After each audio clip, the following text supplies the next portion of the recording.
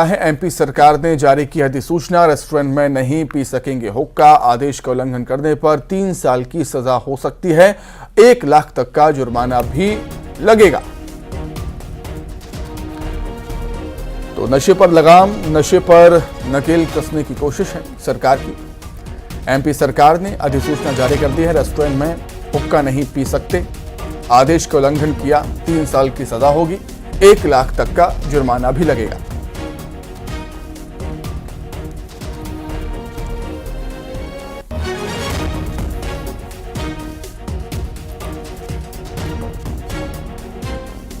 तो भोपाल में नशे पर शिकंजा कसने की कोशिश है सरकार की।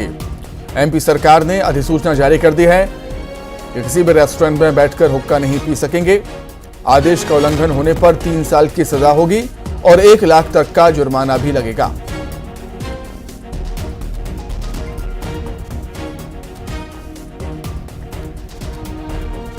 मध्य प्रदेश की सरकार ने अधिसूचना जारी कर दी है। इसको लेकर रेस्टोरेंट में हुक्का नहीं पी सकेंगे। अगर नियमों का उल्लंघन होता है तो 3 साल की सजा भी होगी और 1 लाख रुपए का जुर्माना भी देना होगा।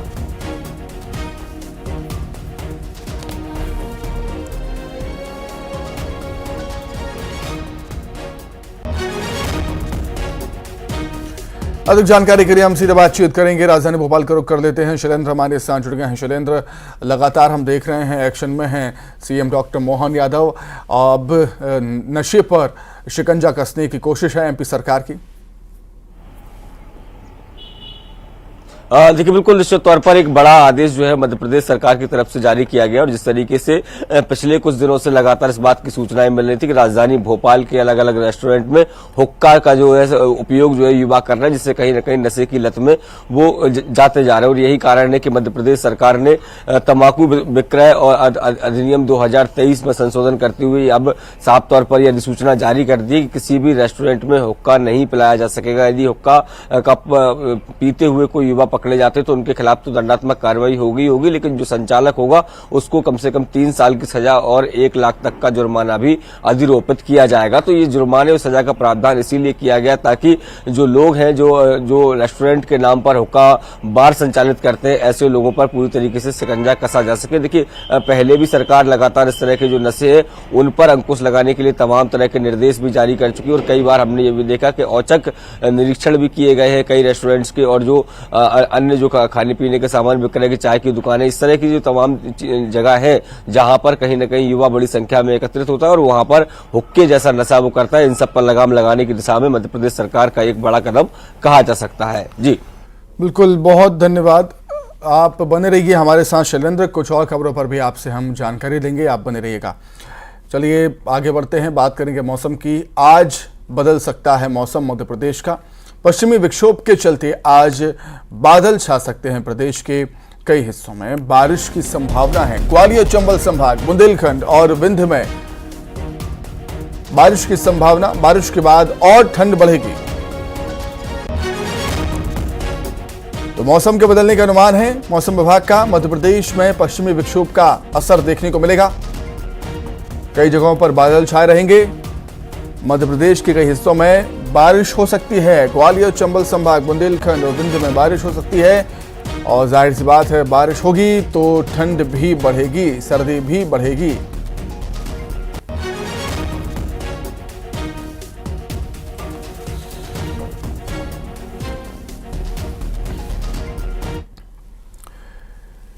ग्वालियर चंबल सहित पूरे प्रदेश में सर्दी का कहर लगातार जारी। ग्वालियर में गुरुवार को सीजन का पहला ठंडा दिन रहा, कोल्ड डे जिसे कहते हैं हम।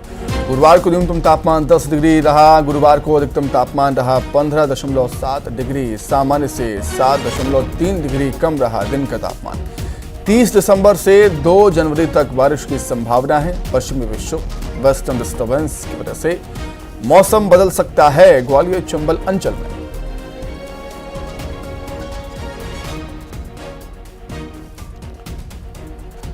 पूरा चंबल अंचल कोहरे की चपेट में। कोहरे से ढक गया है पूरा अंचल। लोग अलाव का सहारा ले रहे हैं। सुबह सुबह सड़कें सूनी रहती हैं। लोगों को हेडलाइट, गाड़ी की हेडलाइट जलाकर, वाहनों की लाइट जलाकर सुबह भी चलना पड़ रहा है क्योंकि कोहरे की वजह से विजिबिलिटी काफी कम हो गई है।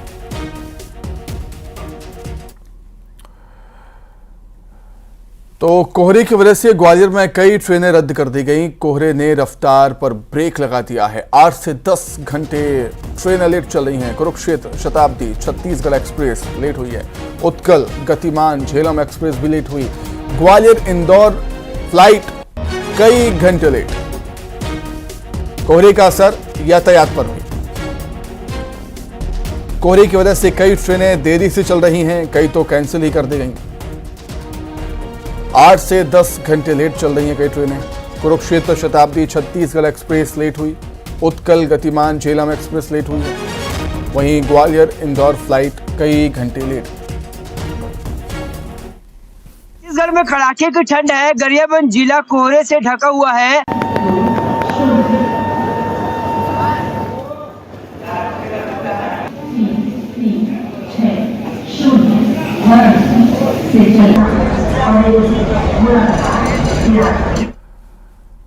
गरियाबंद में भी सर्दी के सितम लगातार जारी। कोहरे की चादर से पूरा शहर ढक गया। विजिबिलिटी 2 मीटर से भी कम हुई है। ठंडी हवाओं से न्यूनतम तापमान में भारी गिरावट देखने को मिली।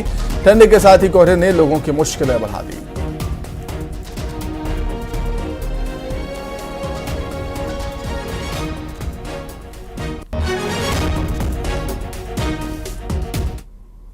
जिला कोहरे से ढका हुआ है और आप विजिबिलिटी देखिए कि जो राहगीर है वो अपने वाहनों का हेडलाइट चालू करके चल रहे हैं क्योंकि बहुत ही कम दूरी पर विजिबिलिटी है। इस वजह से तमाम लोग जो अपने हेडलाइट को जलाकर चल रहे हैं और काफी ज्यादा इसकी वजह से ठंड बढ़ गई है। लोगों को घरों से निकलना सुबह मुश्किल हो रहा है। और एक राहगीर हमारे साथ है। कितना ज्यादा ठंड बढ़ा है?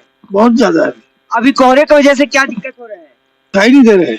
जो वाहन चालक है उन्हें बिल्कुल दिखाई नहीं दे रहा है और सर्दी का सितम काफी ज्यादा बढ़ गया है पूरे प्रदेश के अलावा। अगर हम गरियाबंद जिले की बात करें तो ये वनांचल क्षेत्र है। इस वजह से सबसे ज्यादा कड़ाके की ठंड इस बार देखने को मिल रहा है और कोहरा लगातार बढ़ते जा रहा है। अगर हम दिन की बात करें तो सुबह 10 बजे तक कोहरा का असर देखने को मिलता है। अलाव का सहारा ले रहे हैं और कहीं न कहीं ठंड से बचने की कोशिश कर रहे हैं। न्यूज़ 18 के लिए गरियाबंद से शेख इमरान।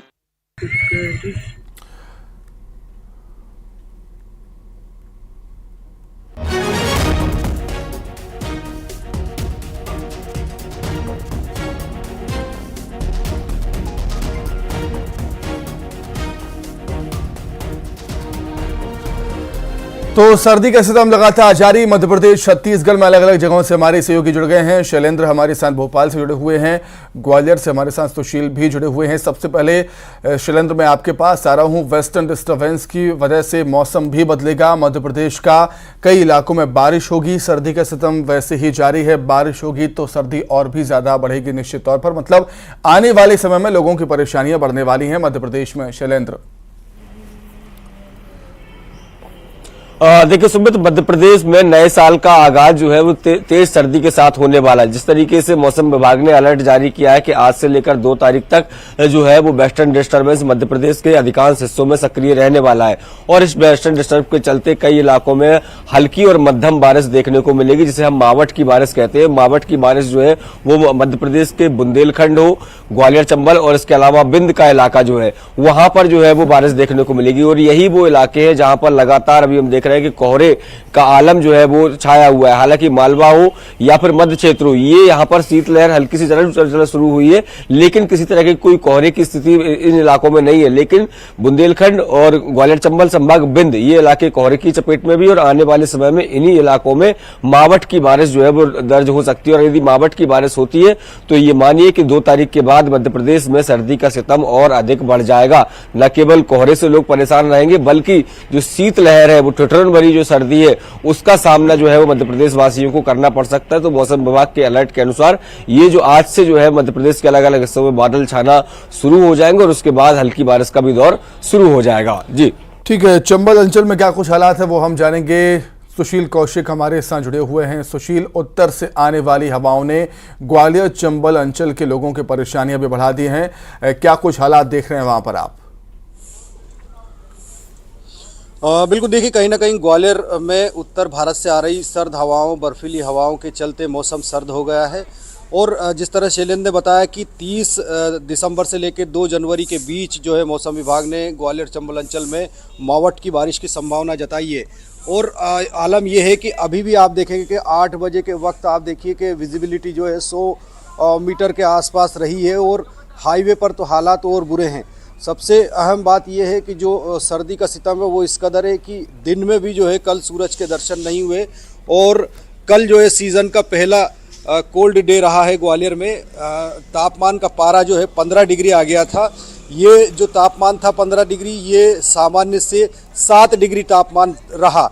आपको बता दें कि कोल्ड डे का अर्थ यही होता है कि जब सामान्य से 5 डिग्री कम हो तापमान और रात का तापमान 10 डिग्री के अंदर हो। यानी ग्वालियर चंबल अंचल के अधिकांश शहरों का तापमान जो है इस वक्त न्यूनतम तापमान 10 डिग्री के अंदर चल रहा है। और जैसा कि मौसम विभाग ने बताया है कि उत्तर भारत के कश्मीर, हिमाचल में हो रही बर्फबारी से जो बर्फीली हवा आ रही है उसके चलते ग्वालियर चंबल अंचल में सर्दी का सितम लगातार बढ़ रहा है। कोहरे का असर सीधे सीधे से रेल यातायात और हवाई यातायात पर पड़ रहा है। छत्तीसगढ़ में भी कोहरे की वजह से, ठंड की वजह से लोग परेशान हैं। क्या कुछ हालात हैं वो हम जानेंगे। मुंगेली से प्रशांत शर्मा हमारे साथ जुड़े हुए हैं। प्रशांत, क्या कुछ हालात देख रहे हैं आप मुंगेली में? और छत्तीसगढ़ की बात करें तो यहाँ पर भी लोग परेशान हैं सर्दी के सितम से। प्रशांत जी, निश्चित रूप से छत्तीसगढ़ में भी पश्चिमी विक्षोभ का असर देखने को मिल रहा है और मुंगेली जिले में भी कड़ाके की ठंड पड़ रही है। इस समय हम मुंगेली जिले के लोरमी वनांचल इलाके में हैं, जहां कड़ाके की ठंड पड़ रही है और लगातार जो तापमान है नीचे गिरते जा रहा है। यही वजह है कि जो सर्दी का सिस्टम है वो जारी है और लोग ठंड से बचने के लिए अलाव का सहारा ले रहे हैं। इसके साथ ही मैं बात करूँ कोहरे की, तो कोहरे के कारण विजिबिलिटी कम हुई है और 50 से 70 मीटर के उस पर कुछ भी दिखाई नहीं दे रहा है। तो इस तरह कहा जा सकता है कि ठंड ने कहीं ना कहीं लोगों को परेशान किया है। कुछ लोग हमारे साथ जानना चाहेंगे ये वनांचल के इलाके किस तरह ठंड पड़ रही है। आज पूरे इस वनांचल में ठंड अपने स्वभाव पर है और वैसे कहा जाए तो ठंड का एक आनंद अलग है, फिर भी लोगों को परेशानी हो रही है। और ऐसे समय में यहाँ की जो नगरीय निकाय है उनसे मेरा अनुग्रह है कि कम से कम लोरमी नगर में अलाव की व्यवस्था करें और जहाँ आसपास की ग्राम पंचायत है वहाँ भी अलाव की व्यवस्था होनी चाहिए ताकि जो लोग ठंड से परेशान हैं उनको कुछ राहत मिल सके। किस तरह ठंड है? यहाँ बहुत ज़्यादा ठंड है और वंचल पूरा ये क्षेत्र है वो पहाड़ों से ढका हुआ है लोरमी अपना। और पूरा सुबह से 7-8 बजे तक कोहरा छाया रहता है और अलाव से ठंडा दूर करते हैं। तो आप देख सकते हैं कि अलाव का सहारा ले रहे हैं ठंड से बचने के लिए। साथ ही नगर पालिका, नगर निगम से मांग कर रहे हैं कि ठंड से बचने के लिए अलाव की व्यवस्था करें। वही मुंगेली कलेक्टर मुंगेली निकाय को निर्देश दिए हैं कि जो नगरीय क्षेत्र है वहाँ अलाव की व्यवस्था करें। वहीं मैं बात करूँ ठीक है। अंबिकापुर में क्या हालत वो हम जान लेते हैं। श्रवण महंत अंबिकापुर से हमारे साथ जुड़े हुए हैं। श्रवण, क्या कुछ हालात हैं अंबिकापुर में? क्या यहाँ पर भी सर्दी का सितम झेल रहे हैं लोग?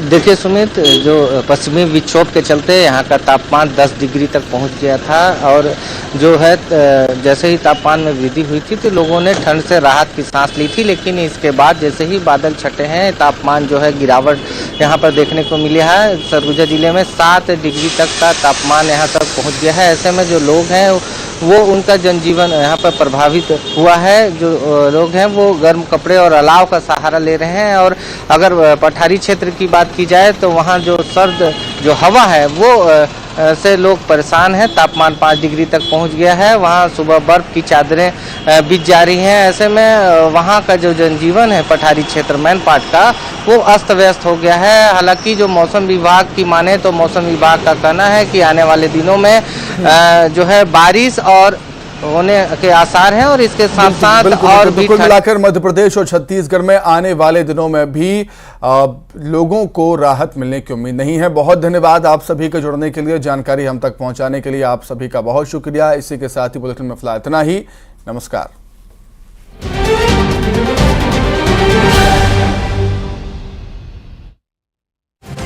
प्रदेश पदाधिकारी की बैठक सीएम